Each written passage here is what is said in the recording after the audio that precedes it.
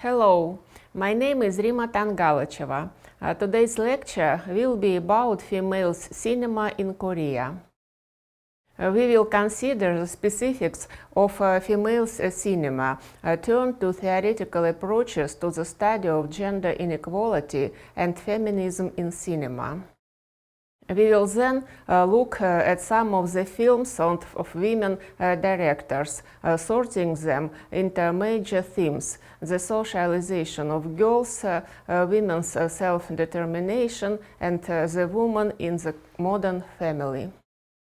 Basically, Korean cinema is represented by the names of male directors, who each in their own way, through the prism of a male gaze, represent women's themes and the role of women, often reduced to the role of an object of social relations and changes. Among the male directors who are somehow associated with feminism in South Korean cinema are the names of Hong Sang-soo, Park Chan-wook, and Lee Chang-dong. Hong Sang-soo is known for taking the side of women in almost all his films. He penetrates into their inner world and shows how difficult their path is if you have to make an independent life choice. Despite the stereotypes and prejudice that are widespread in South Korean society.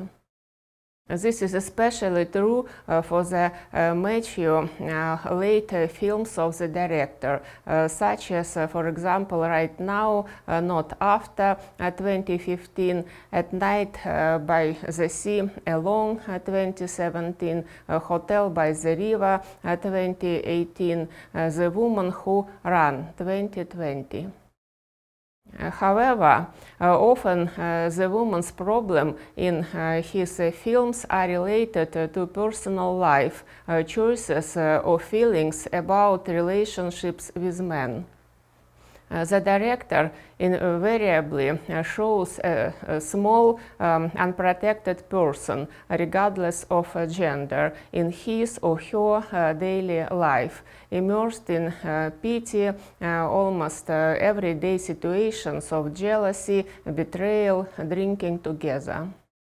The cinematic style of the director Hong Sang-soo lifts the veil of the fact that both men and women are weak, funny, often act contrary to established cultural canons, but at the same time open up new opportunities and experiences for themselves. Park Chan-wook in the popular melodrama Handmaiden 2016 depicts a love affair between two women, a mistress and her maid, who went against the patriarchal foundations and male domination. Some researchers recognize this film as a feminist. At the same time, one cannot fail to note the fact that is the purest example of voyeurism in the terminology of Laura Mulvey, when in all sexual scenes between mistresses, the camera relishes the beauty of the female body, thereby attracting the male audience. We can also mention the films of Lee Chang-dong, especially his latest film Burning, 2018, in which he shows youth problems in the global and local South Korean context, and of course pays attention to the female character, a young girl who disappeared without a trace in the middle of the movie. Scenes involving a young woman are also depicted with elements of voyeurism, especially when the viewer sees the main character dancing topless at sunset.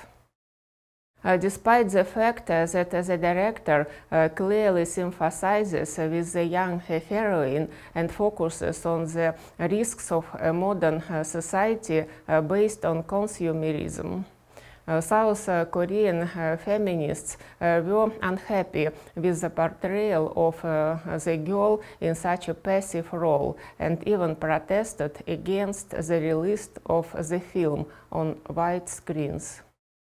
Russian film critic Kalla Hwan, touching upon the topic of women's issues in Korean cinema, writes that films for a female audience began to be made in the Republic of Korea in the 1950s. The melodramas of those years played an important role in the liberation of women from the strict norms of Confucian morality, according to which in traditional Korean society a woman was assigned the role of the real slave. All her life she had to serve others, her parents when she was young, her husband after marriage, and her son in old age. Korean women were in domestic confinement from a very young age. The first Korean female director, Park Nam-wook, 1923-2017, made her only feature film, The Widow, in 1955. She shows the social reasons for the decline in morals and emergence of a new phenomenon for patriarchal Korea, Korean prostitutes. In post-war Seoul, for semi-literate women and girls from the village, the prostitute career was perhaps the most profitable of all available. The film's protagonist, Sin-cha, experiences an internal conflict between romantic and maternal love and prefers the love of a young man. This choice led her to a tragic ending. The melodrama The Widow was not a commercial success in the post-war years, as audience generally preferred Hollywood films with happy endings. According to some reports, film distributors did not want to support a female director. Park Nam-wook faced blatant gender discrimination. While working on the film, Park Nam-wook's husband did not help her. She filmed with her little daughter tied to her back, as there was no money for a nanny. She even had to cook meals for the entire crew of actors. After filming for her movie, Park Nam-wook divorced her husband, playwright and director Lee Bo-ra, and founded Cinema Fan magazine. She never took up films directing again. It was not until 1997 that Park Nam-wook's The Widow came into the spotlight at the first Seoul Women's Film Festival, where the topic of gender equality in South Korea was discussed. The beginning of the 21st century was a time of reconsideration of gender roles and relations in South Korea. as of 2005, the number of women became more than men. Thus, for the first time since 1944, more women than men were registered in the country. According to a publication in the Chuseonilbo newspaper, this was because the traditional notion of sons being preferred over daughters and the increase in the number of older women had become less popular. Women have received much better opportunities in the field of family law, the right to work, equal access to health care and education. However, according to the World Economic Forum report, in 2022, South Korea ranked 99th in the world out of 146 in terms of gender equality. In 2021, it was 102nd place. Of the four key areas considered in the ranking, the Republic of Korea performed the worst in terms of women's participation in the economy and the opportunities provided to them.